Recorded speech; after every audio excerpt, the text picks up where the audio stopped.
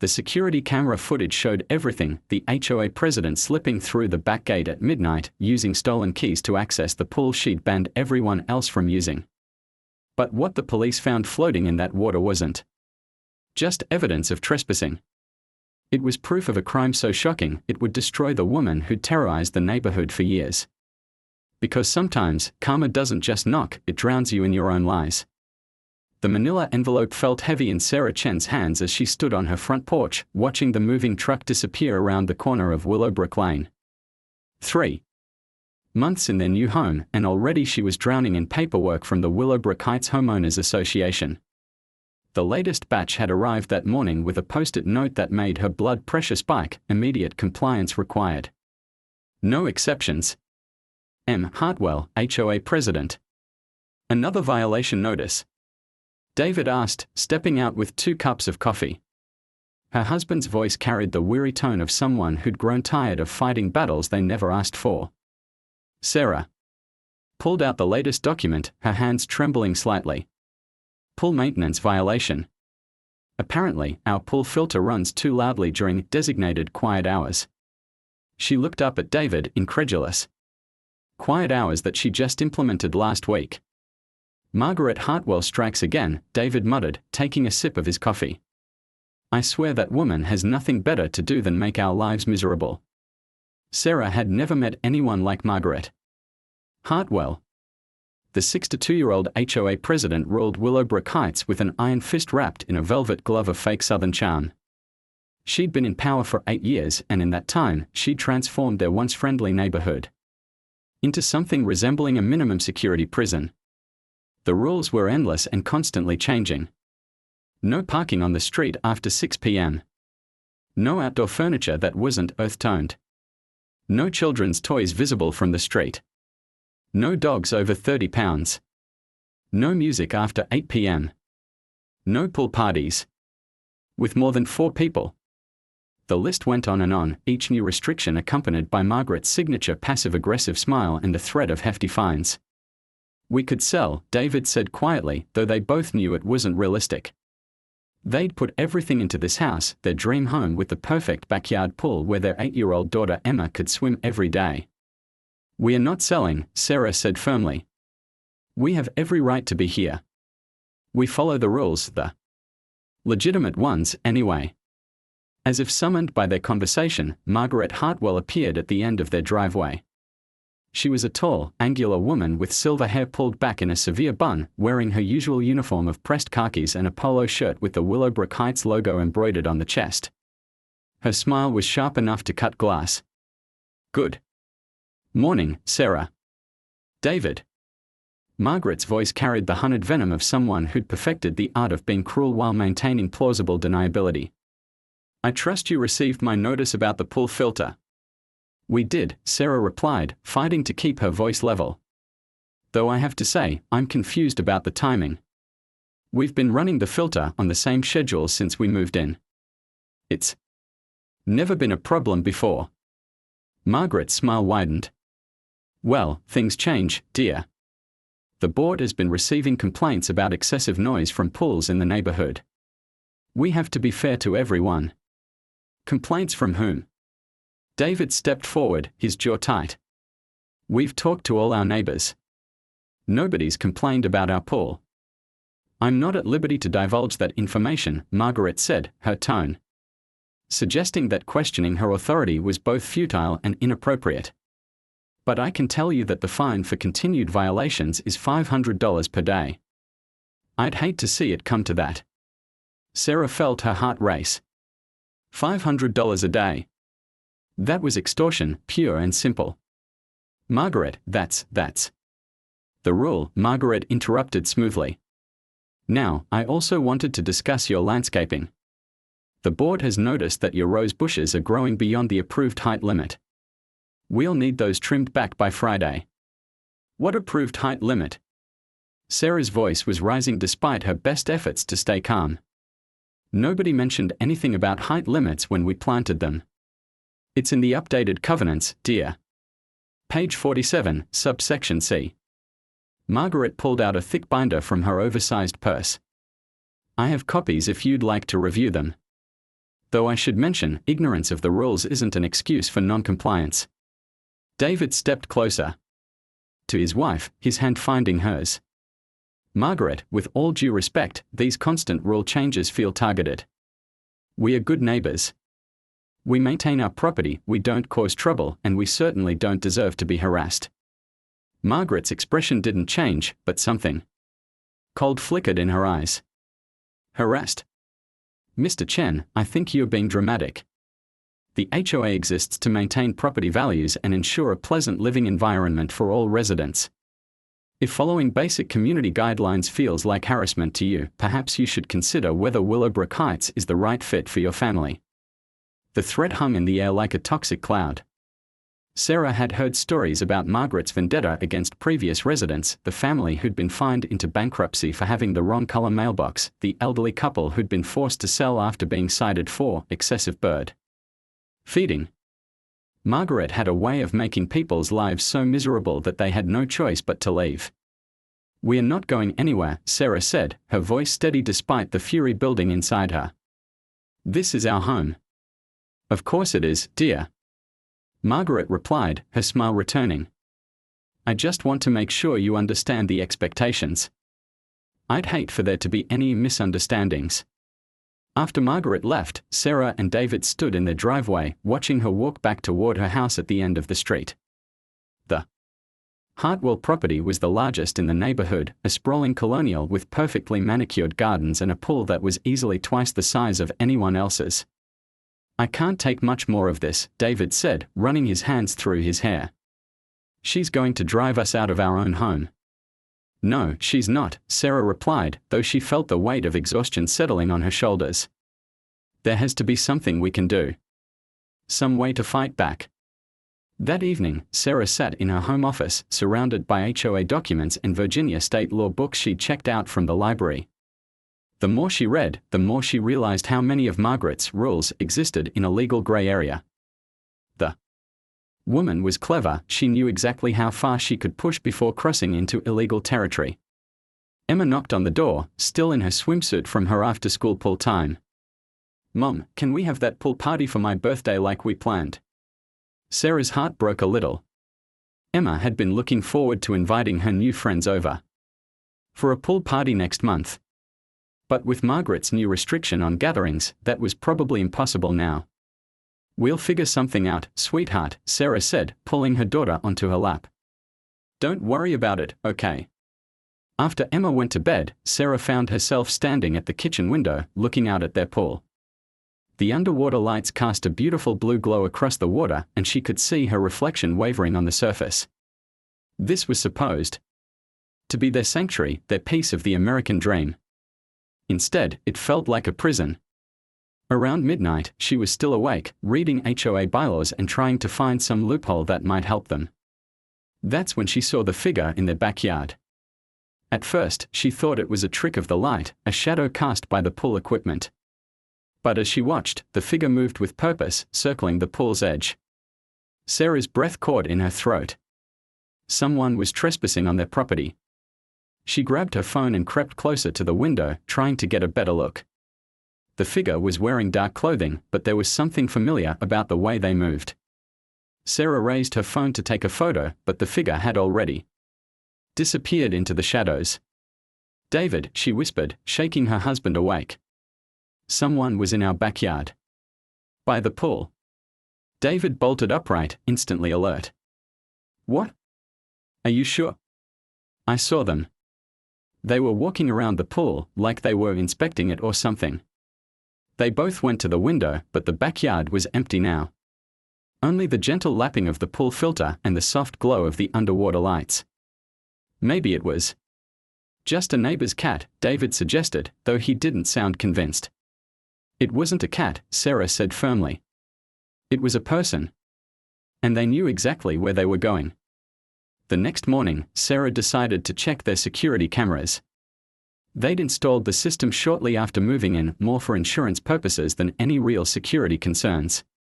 She pulled up the footage from the night before and scrolled through the hours until she found the timestamp.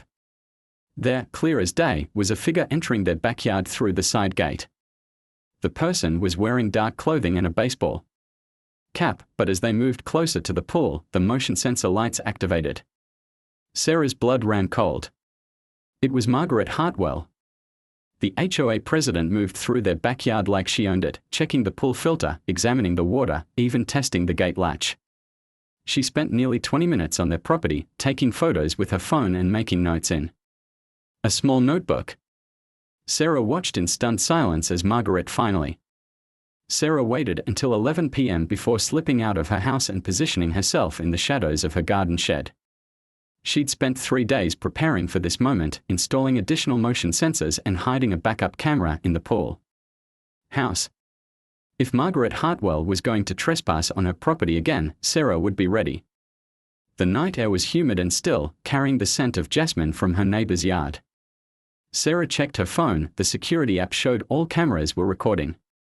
Her heart hammered against her ribs as she settled into her hiding spot, armed with her phone and a determination that had been building for weeks. At 12:23 a.m., the side gate creaked open. Sarah held her breath as a familiar figure slipped through the shadows.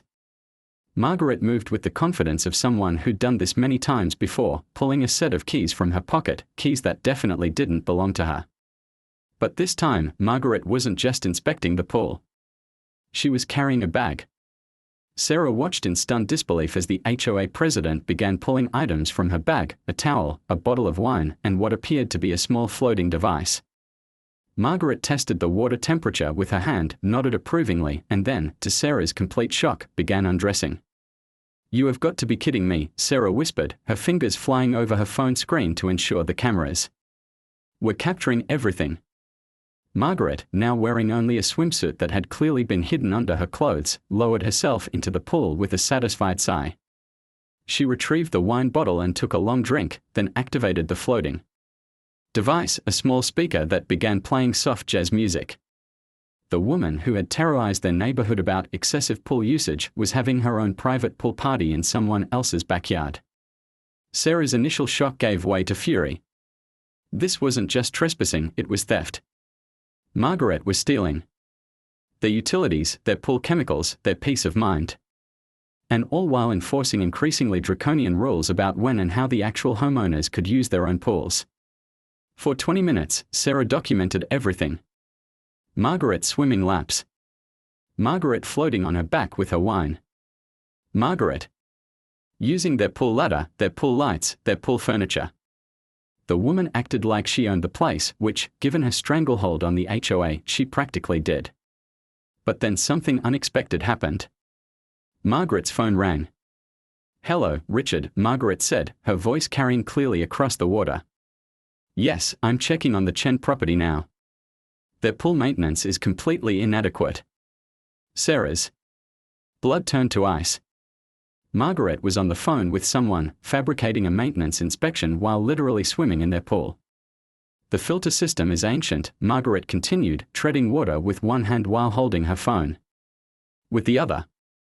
"It'll need to be replaced entirely. I'd estimate at least $15,000 in mandatory upgrades." $15,000. Sarah nearly gasped aloud. There was nothing wrong with their pool system, it was barely 3 years old and professionally maintained. "Yes, I have the photos," Margaret said. "They'll need to comply within 30 days or face daily fines. You know how these people are, they move into a quality neighborhood and think they can drag down everyone's property values. These people." Sarah's hands clenched into fists. The casual racism in Margaret's tone was as ugly as everything else about this situation. "Don't worry," Margaret continued, floating on her back as if she were in her own pool. "I'll make sure they understand the consequences of non-compliance. One way or another, they'll be gone by Christmas." The call ended and Margaret spent another 10 minutes in the pool before finally getting out. She dried off with their pool towels, packed up her things, and slipped back through the gate as silently as she'd arrived. Sarah waited until she was sure Margaret was gone before emerging from her hiding spot. Her entire body was shaking with rage, but her mind was crystal clear. She had everything she needed to destroy Margaret Hartwell. The next morning, Sarah called in sick to work and spent the day researching Virginia property laws and HOA regulations.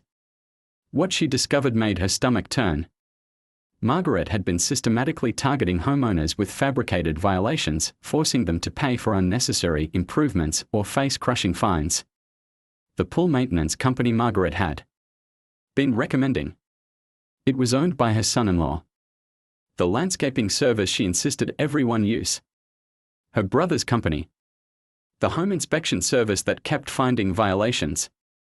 Her nephew's business. Margaret wasn't just abusing her power, she was running a criminal enterprise, using the HOA as a front for extortion and fraud. Sarah printed out everything she'd found and drove to the Fairfax County Police Department. The desk sergeant, a middle-aged woman with kind eyes, listened patiently as Sarah explained the situation. "So you're saying the HOA president is trespassing on your property and using your pool without permission?" Officer Martinez asked, reviewing the security footage on Sarah's laptop. "That's just the beginning," Sarah said, spreading out the documents she'd compiled. "She's been systematically targeting homeowners with fake violations, forcing them to use businesses owned by her family members. And based on what I heard last night, she's planning to force us out of our home entirely." Officer Martinez whistled low. "This is a lot more serious than trespassing. We are talking about fraud, extortion, possibly racketeering.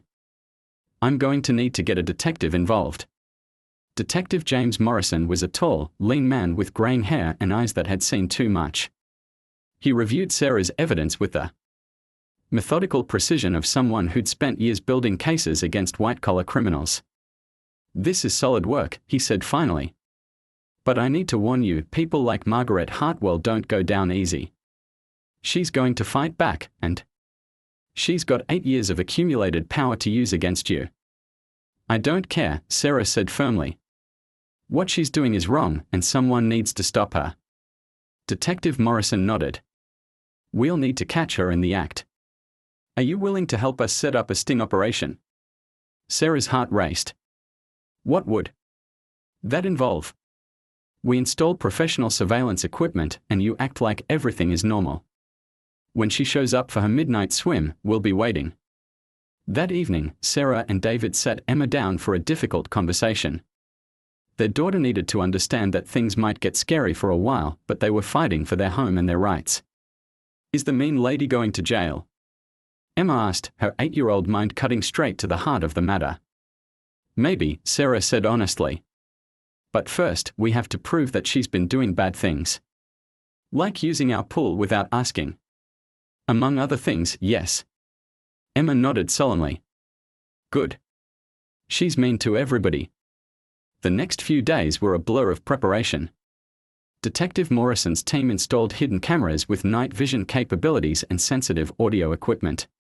Sarah went through the motions of her daily routine, but inside she was counting down the hours until Margaret's next visit. On Friday night, Sarah couldn't sleep. She lay in bed next to David, listening to every sound outside their window. At 12:15 a.m., her phone buzzed with an alert from the surveillance team. "Target approaching," the text read. "Stay inside." Sarah crept to the window and peered through the blinds. Margaret was back, but this time she wasn't alone. A man in his 30s was with her, someone Sarah recognized as Richard Hartwell, Margaret's son. "This is even better than I hoped," Sarah whispered to David, who had joined her at the window. They watched as Margaret and Richard let themselves into the backyard. Margaret began her usual routine, but Richard was taking photos and making notes on a clipboard. They were manufacturing evidence for another fake violation. "The timing is perfect," Margaret was saying, her voice clearly picked up by the surveillance equipment. "We'll hit them with the pool maintenance violation on Monday, then the landscaping citation on Wednesday. By Friday, they'll be looking at over $2,000 in fines." "And if they refuse to pay?" Richard asked. "Then we foreclose on the property," Margaret replied casually, as if they were discussing the weather. "The HOA has the right to place liens for unpaid fines. I've done it 12 times in the past 3 years." Sarah's blood ran cold. 12 families. Margaret had forced 12 families out of their homes through this scheme. "What about the pool inspection reports?" Richard asked, pulling out a camera to take photos of equipment that was working perfectly. I'll backdate them to show 6 months of violations, Margaret said, lowering herself into the pool. No one ever checks the dates anyway. That was when Detective Morrison and 3 other officers emerged from the shadows. Police. Nobody move. Margaret's wine glass slipped from her hand and shattered on the pool deck. Richard dropped his camera and clipboard, the papers scattering across the water.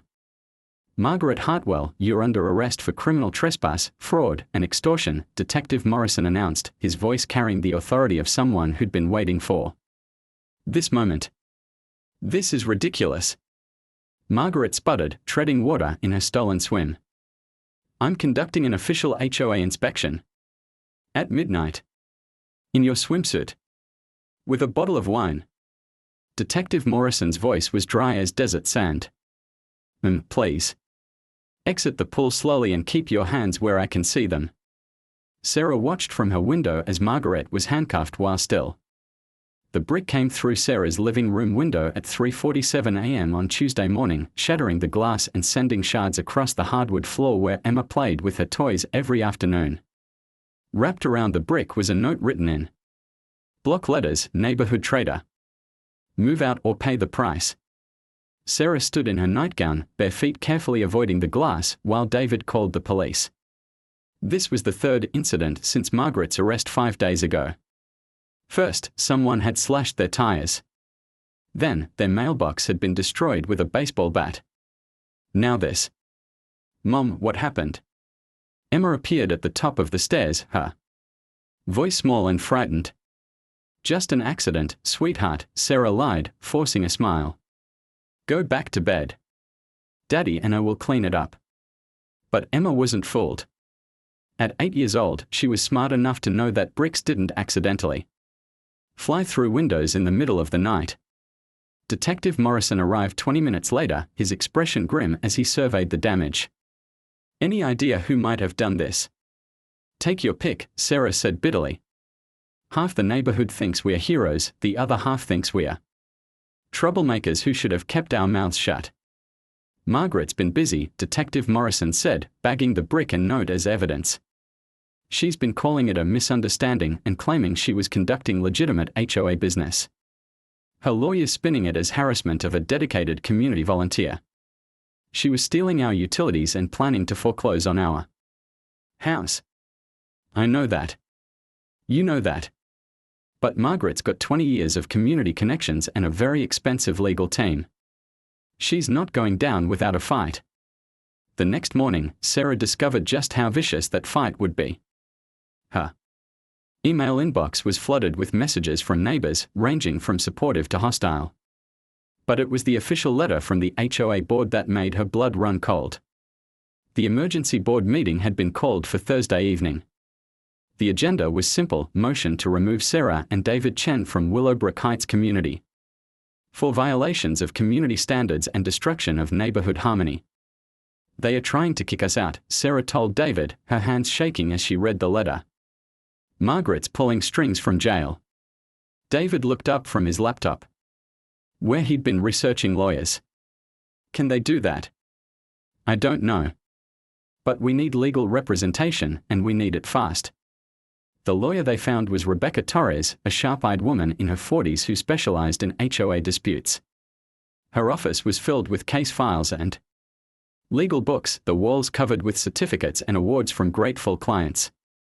I've seen this before, Rebecca said, reviewing their documents. When HOA corruption gets exposed, the perpetrators often try to flip the script. They make the whistleblowers look like the troublemakers. But we have evidence, Sarah protested.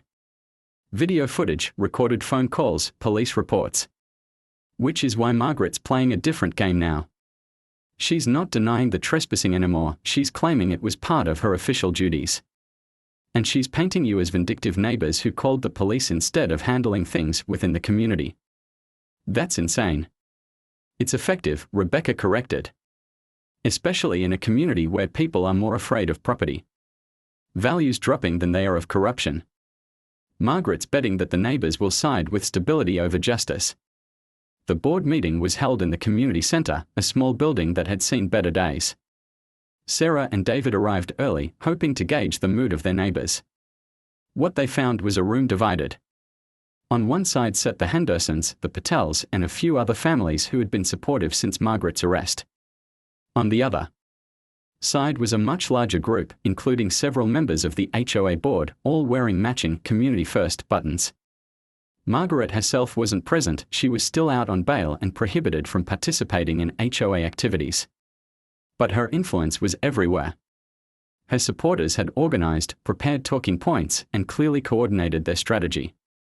Board member Janet Kowalski called the meeting to order. She was a thin woman with nervous energy, someone Sarah had always thought was reasonable. But tonight, Janet's expression was cold and hostile. "We are here to address the recent disruption to our community," Janet began, her voice carrying the authority of someone who'd been coached. "The Chen family's decision to involve outside authorities in what should have been an internal matter has damaged our neighborhood's reputation and created unnecessary division." Unnecessary division. Sarah stood up, her voice carrying across the room. Margaret Hartwell was running a criminal enterprise. She was extorting families out of their homes. "That's your version of events," Janet replied smoothly. "But the fact remains that you chose to call the police instead of working through proper channels. You chose public humiliation over community resolution." "What proper channels?"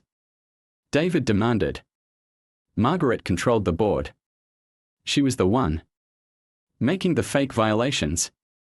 "Alleged violations," corrected board member Tom Richardson, a heavyset man who'd always been one of Margaret's supporters. "And even if there were irregularities, that doesn't justify the nuclear option of criminal charges." The crowd murmured in agreement. Sarah felt her heart sinking as she realized how effectively Margaret had turned the narrative around. The focus was no longer on the crimes Margaret had committed, but on the Chen's betrayal of community trust. "I'd like to read some statements from community members," Janet announced, pulling out a stack of papers.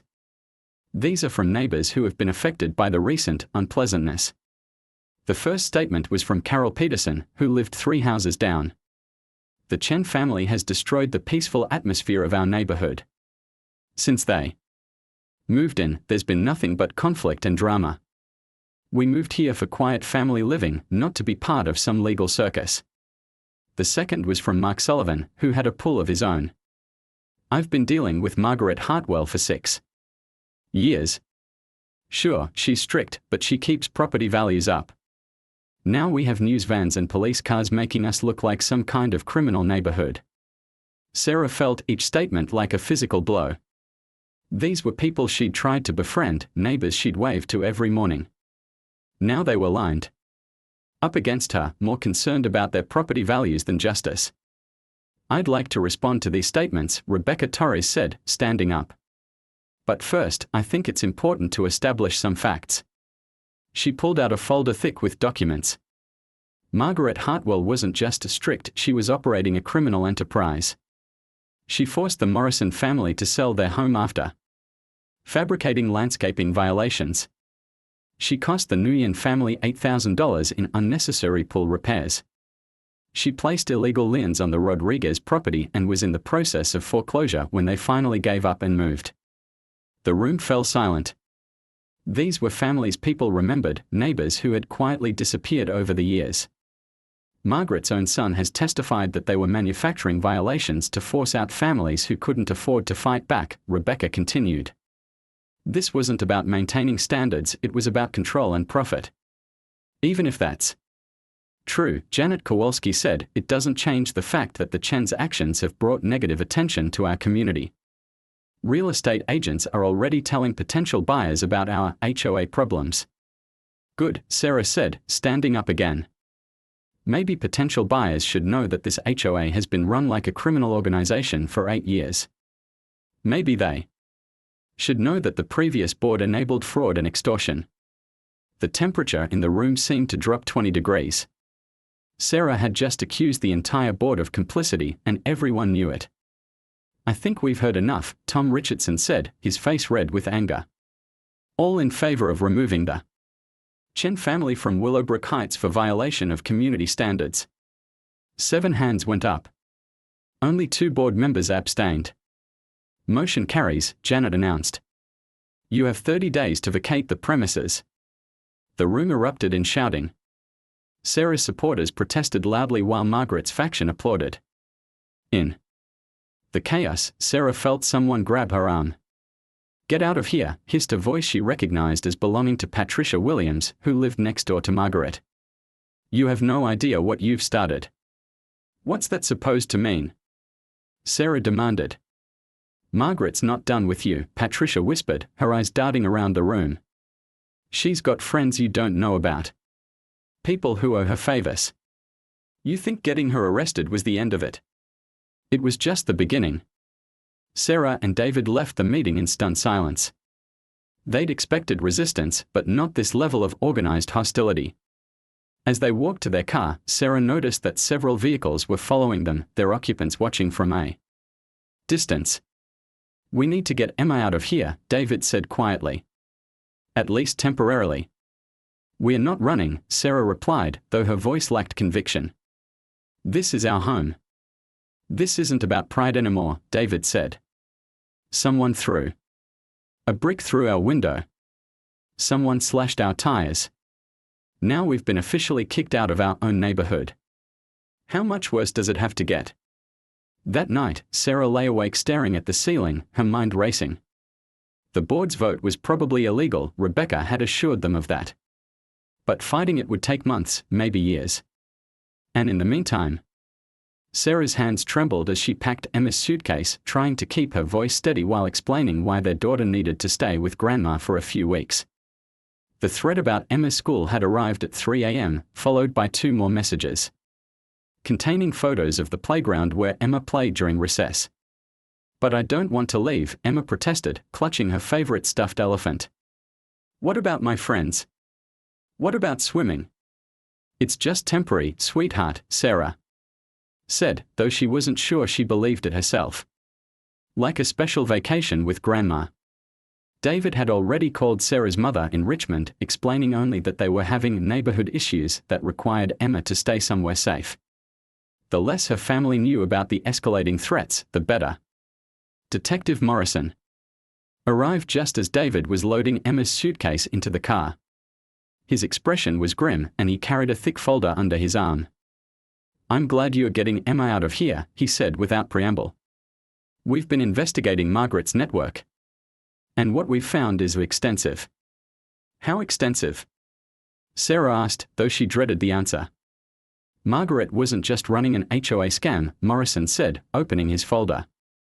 "She was part of a larger real estate fraud operation spanning 3 counties. The forced foreclosures, the manufactured violations, the required contractors, it was all feeding into a pipeline that flipped distressed properties for massive profits." Sarah felt sick. "How many families?" "At least 47 that we can document. Maybe more. The operation's been running for over a decade, using multiple HOAs as front organizations." David returned from putting Emma in the car, his face pale.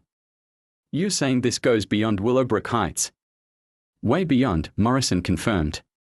Margaret was middle management in a criminal enterprise that includes county officials, real estate developers, and at least 2 judges.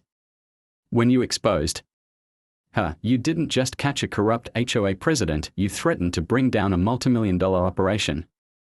The magnitude of what they'd stumbled into hit Sarah like a physical blow. "No wonder they are trying to destroy us." "It gets worse," Morrison continued. "The anonymous threats you've been receiving, they are coming from a burner phone registered to a company called Hartwell Properties Management. That's Margaret's nephew's business, the same one that's been buying up all the foreclosed homes in Willowbrook Heights." Sarah thought about the empty houses scattered throughout their neighborhood, properties that had been quietly sold after their owners were driven out by Margaret's harassment. She'd assumed they were just victims of the housing market, but now she realized they were trophies in a systematic campaign of neighborhood gentrification through fraud. "We have enough evidence to make arrests," Morrison said. "But the operation has resources and connections we are still uncovering. They are going to fight back hard, and they are going to target you specifically. Because we are the ones who exposed them," David said. "Exactly. You're the loose thread that could unravel the entire conspiracy. Which is why I need to ask you something difficult. Morrison paused, his expression serious. Would you consider entering witness protection? Sarah's world tilted. Witness protection?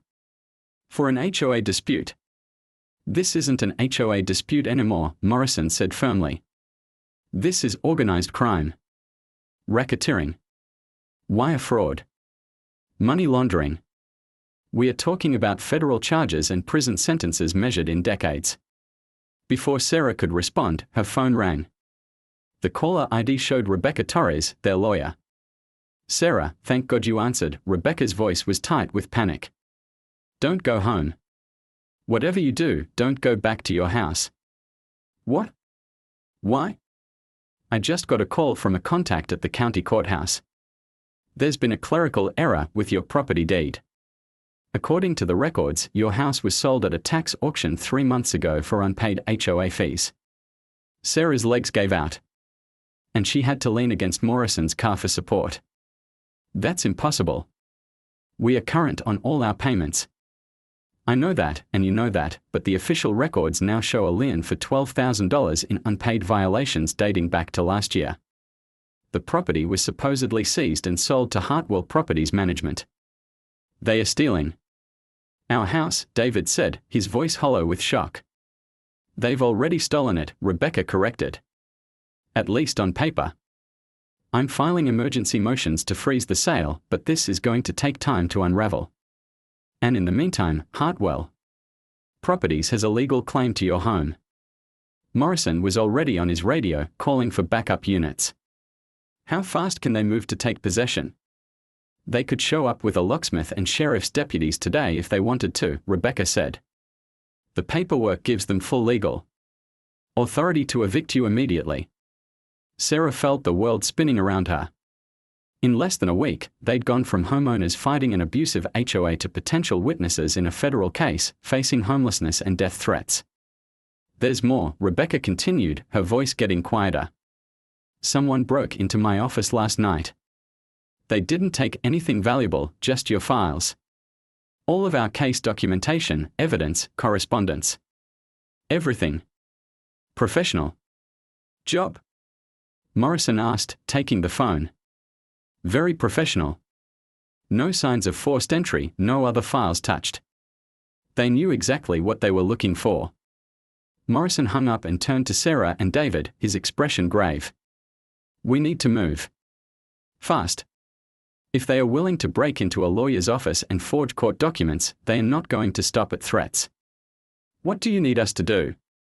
Sarah asked, surprised by the steadiness in her own voice. First, we get you somewhere safe. Then, we build an airtight case against everyone involved in this conspiracy. But I need you to understand, once we go down this road, there's no going back. You'll be targets until we can put these people behind bars. Sarah looked at David, seeing her own determination reflected in his eyes. They'd started this fight to protect their home and their daughter.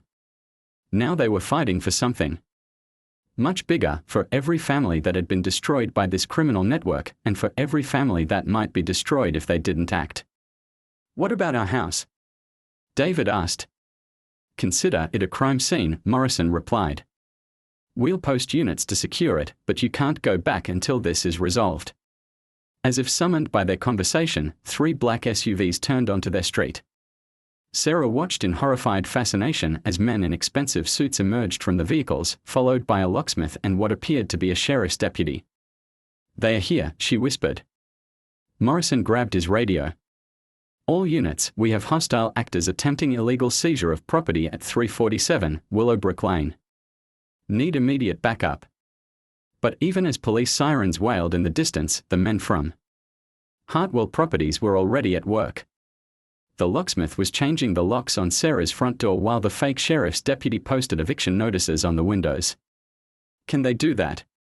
David demanded. They are doing it, Morrison replied grimly.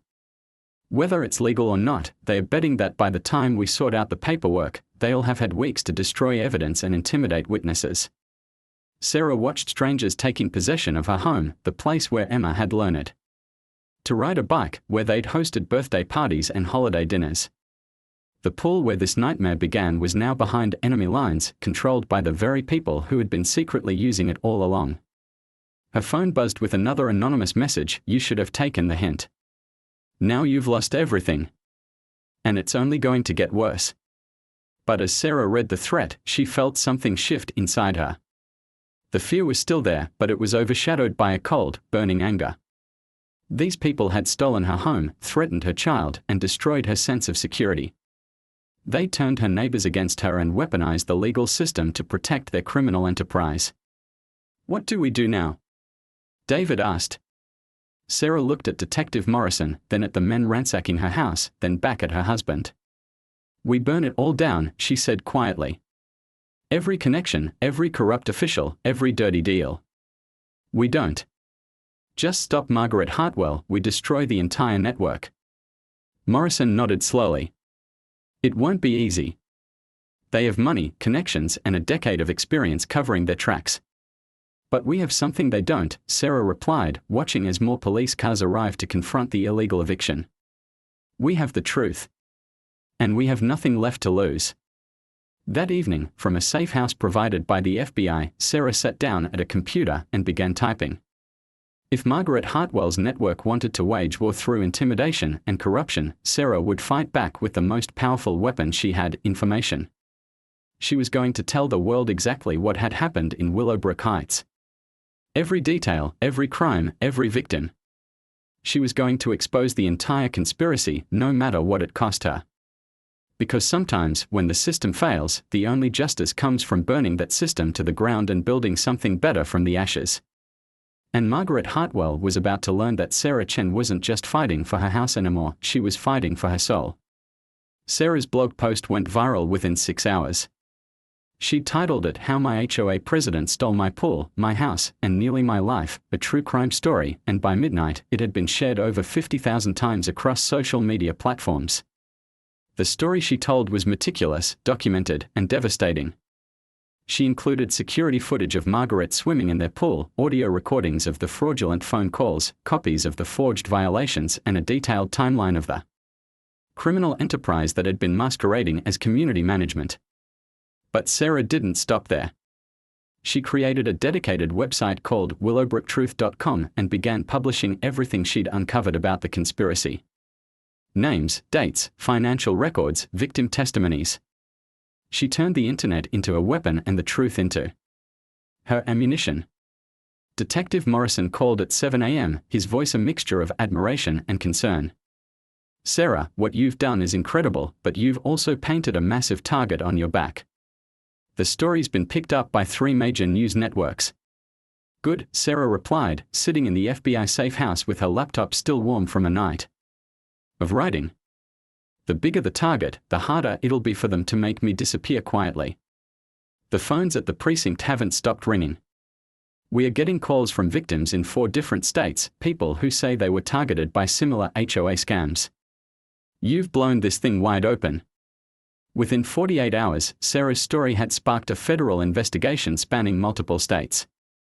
The FBI raided Hartwell Properties Management, seizing computers, financial records, and discovering a sophisticated money laundering operation that had been funneling stolen property proceeds through shell companies.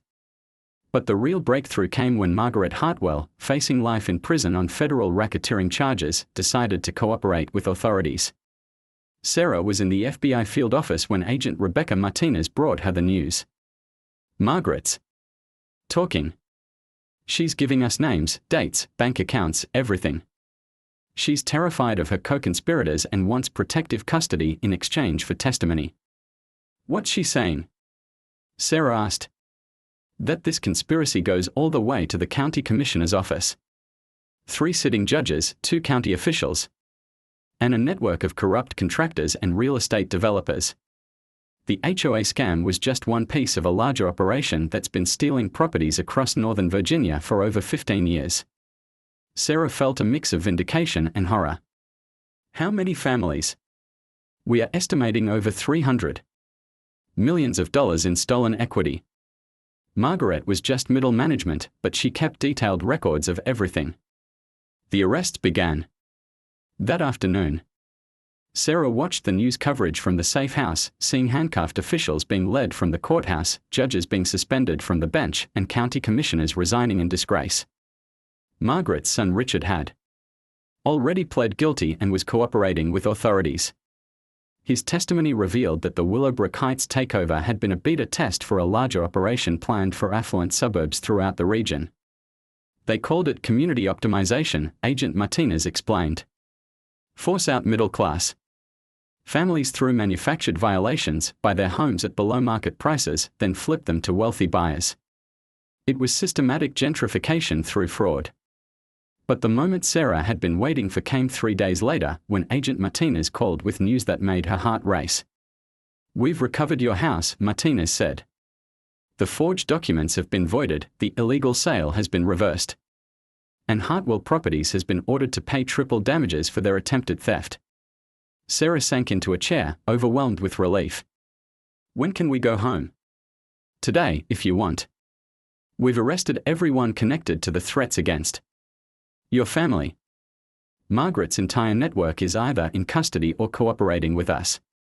The drive back to Willowbrook Heights felt surreal.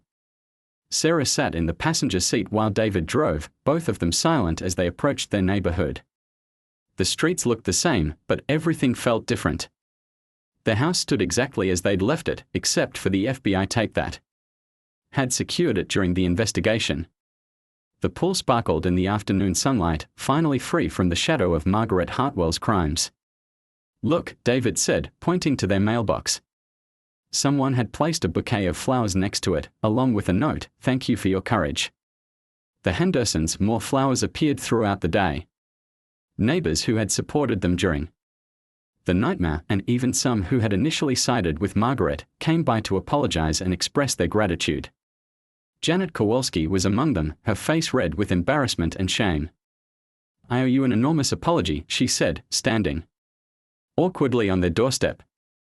"I was terrified of Margaret, and I let that fear make me complicit in what she was doing." "A lot of people were scared," Sarah replied, though the wounds from the board meeting were still fresh.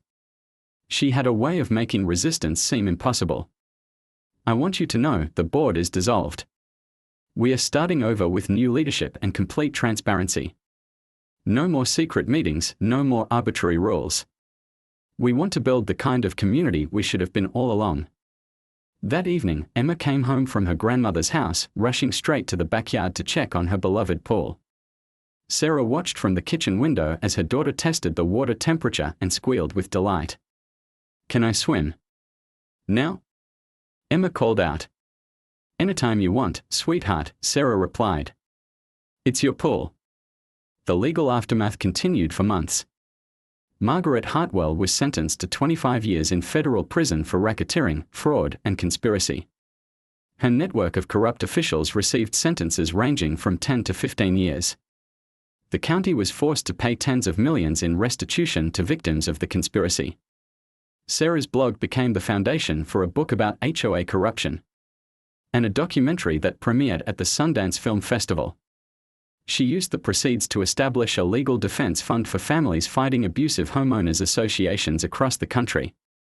But the moment that meant the most to Sarah came 6 months later, during Emma's long-delayed pool party. 20 children splashed and played in the water while their parents relaxed on the deck, finally able to enjoy their neighborhood without fear. Margaret's house at the end of the street had been sold to a young family with twin boys who loved to swim. The new HOA president was a retired teacher who believed in community service rather than community control. Detective Morrison stopped by during the party, accepting a beer and settling into a deck chair beside Sarah. "Any regrets?" he asked, watching Emma and her friends play Marco Polo in the pool. Sarah considered the question seriously. The past year had been the most terrifying and transformative of her life. They'd lost their sense of security, their faith in their neighbors, and nearly their home. But they'd also discovered a strength they didn't know they possessed. "None," she said finally. "We couldn't have lived with ourselves if we'd stayed silent. You know, in 20 years of police work, I've rarely seen ordinary citizens show that kind of courage. You could have just moved away, started over somewhere else. "This was our home," Sarah replied, watching David flip burgers on the grill while Emma cannonballed into the deep end. Some things are worth fighting for. As the sun set over Willowbrook Heights, Sarah felt a peace she hadn't experienced since the day they'd first moved into their dream home. The pool sparkled in the twilight, no longer a symbol of stolen privilege but a testament to the power of truth over corruption. Margaret Hartwell had thought she was untouchable, protected by a network of accomplices and a system designed to shield the powerful from consequences. She'd terrorized families, stolen homes, and corrupted an entire community. But she'd made one critical mistake: she'd underestimated a mother fighting for her family and her home. In the end, justice had come not from the system that was supposed to protect them, but from ordinary people refusing to accept extraordinary corruption. Sarah's midnight discovery of Margaret swimming in their pool had seemed like a simple case of trespassing, but it had unraveled a criminal conspiracy that spanned multiple states and destroyed hundreds of families. Now, as children's laughter echoed across the water and neighbors shared food and conversation without fear of arbitrary violations, Willowbrook Heights was finally the community it had always pretended to be. Margaret Hartwell had built her empire on the silence and compliance of good people who were too afraid to fight back. But sometimes, all it takes is one person willing to turn on the lights and expose the darkness. And sometimes, karma doesn't just knock, it drowns you in the very pool you tried to steal.